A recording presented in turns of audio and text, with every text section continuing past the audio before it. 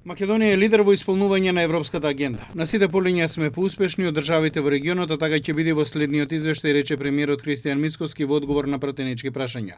Сепак Мицкоски рече дека следно поле кое треба да покаже резултати и успеси е судскиот систем и обвинителството, кое е клучно за понатамошен развој на државата. Постојано зборувате дека не сте задоволен од тоа како се спроведува правда, дека граѓаните во право се разочарани, па како ја коментирате оваа ситуација и како влада, што ќе преземете во овој дел? Преку Министерството за финансии обезбедивме во буџетот средства финансиски за нови вработени, ќе ме коригира Николче, 200 или 300 беа Николче. 200 нови вработени. Дополнителни зголемувања без јасни резултати нема. Премиерот одговараше и на прашањето на пратеникот од Европскиот фронт Скендер Реджепи докаде е ветувањето за уставни измени со кој албанскиот јазик би се изедначил со македонскиот, на што доби одговор дека тој се уште стои на ставот и јазикот е богатството на секој народ.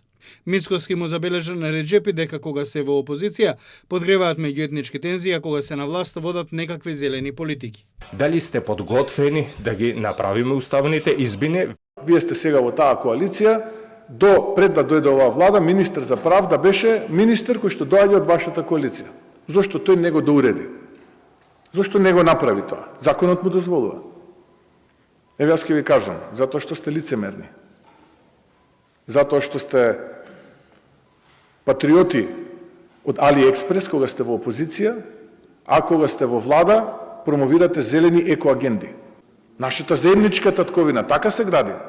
Кога ќе се поддржуваме едни со други. Да, јас поддржувам да не се гледаме низ призмата на проценти, да ви дадам и конкретен одговор. И токму затоа ќе имате можност многу скоро овде во парламентот да го гласате законот за правична застапеност, каде што процентите не се важни, туку квалитетот.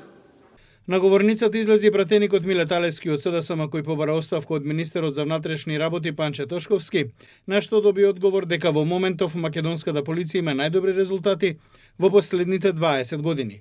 Во меѓувреме, додека траеше седницата за пратенички прашања, Левица веќе поднесе интерпелација за Тошковски, а од пред еден месец СДСМ поднесе интерпелација за министерот за земјоделие Цветан Трипуновски.